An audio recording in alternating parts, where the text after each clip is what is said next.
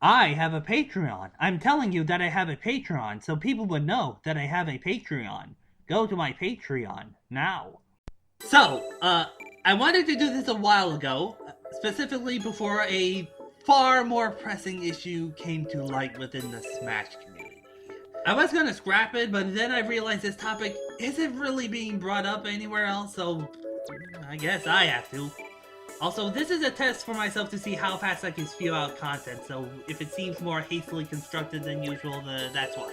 So, for those not following Smash content like I do, recently a new DLC fighter for Smash Ultimate has been released, and it's Min Min from ARMS. I played her a bit, and she seems like a really fun character, even if it's a bit more complex than what I'm used to. However, a minor controversy occurred shortly after her announcement.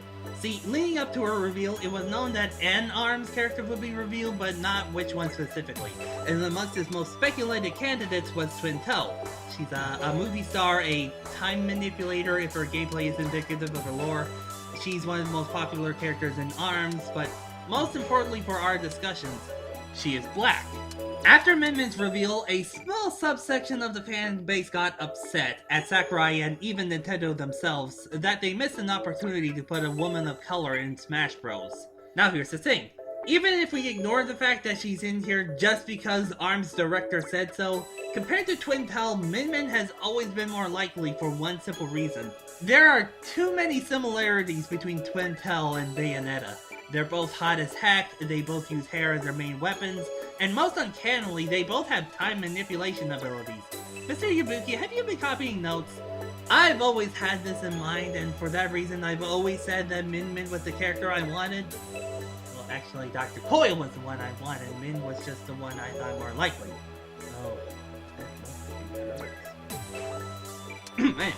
One thing that needs to be addressed is that some people follow up, we need people of color in this game with, well, Min Min is person of color. Chinese. Seems like all the real races.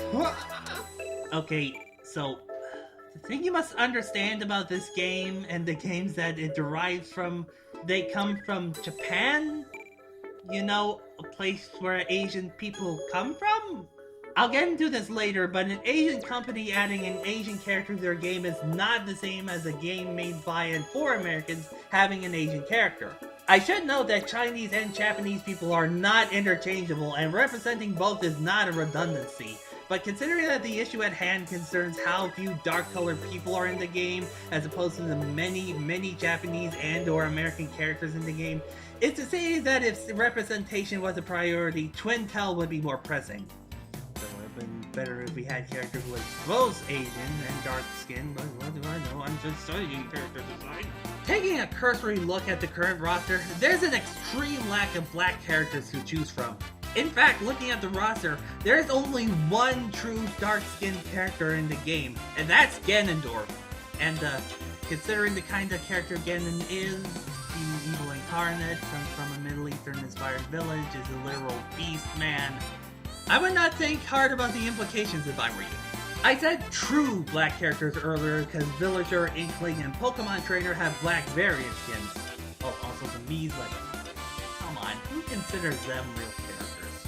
Two things with that though. One, the white ones are default, so they're usually the ones thought of when thinking of the characters.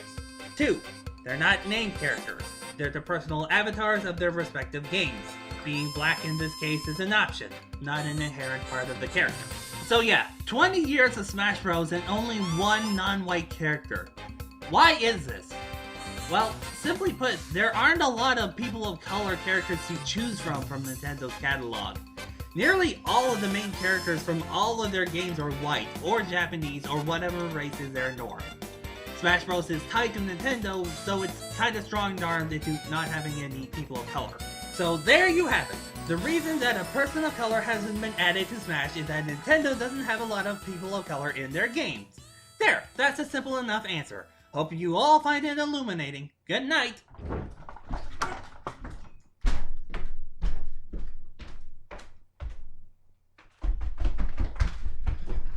Wait, why is there so little people of color in Nintendo games to begin with? This is a problem that once you notice it, you can't unnotice it. Of every game that has named Nintendo characters, again, characters that aren't custom created by you, or characters who aren't creatures in which applying human races to is inapplicable, there's nearly always white or Japanese characters. This isn't the same problem as Smash. When creating new games, you always inevitably make new characters, and the developers get to choose at the creation stage what race this character could be. But they always choose white. Why? So, we talked earlier about how Japanese Asian characters don't count as people of color in this context. There's a meme that goes around in the anime community that goes, are anime characters white? Since they're not always drawn in a way that distincts Asian and Western races, and there's confusion about what each character is supposed to be culturally. Well, here's the full truth of the matter. The real answer to this mystery, the races of these characters are default.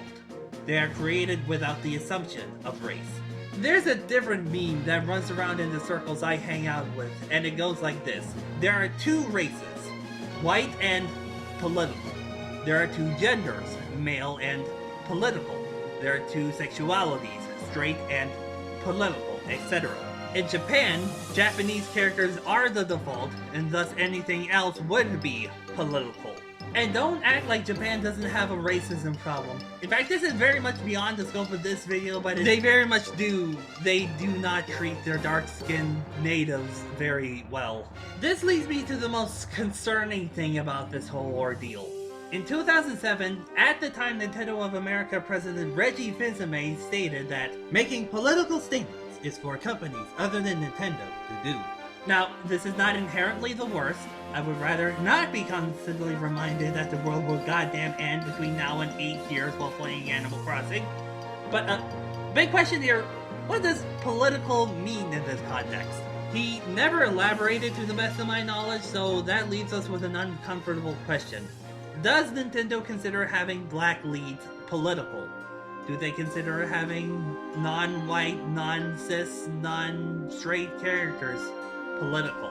There was an incident last year in which a custom stage for Smash with a trans flag was temporarily shut down for breaking TOS, but the given reason was, quote, making a political statement. Now, they changed their minds and put it back up, and now there's hundreds of pride flags up in protest, but I think the fact that this even happened gives us an unfortunate indication of what their thoughts on this are. Just so we're clear here, existing should not be subject to political opinion. Having living standards based on who you were born as is not subject to political opinion.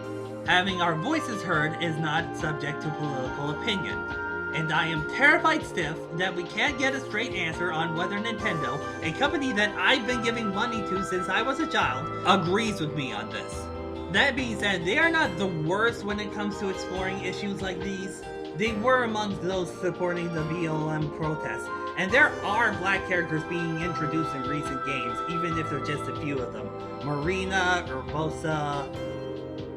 I thought this list would be longer. Okay. So let's circle this all back to Min Min and Twintelle. Like I said, I would have preferred Min Min so there would be a more distinct character, but really thinking about it, the difference is not that major. It still would have been a long-range poke character either way, and it still would have had the interesting mechanic with the B button serving as a second A button. Truth is, this is the first time I've really thought about the race problem in Smash and Nintendo, and it never factored into my initial speculation, and I regret that now. So what is my ultimate conclusion? Well, I think it would be wrong to dismiss the rage against Nintendo for the reluctance to be inclusive. Even if you think the word racist is too harsh to be thrown at them, it's difficult to deny that there's a big problem here, and I think it would be reasonable to demand that more than one black character would be in a game renowned for having every aspect of video game culture in it.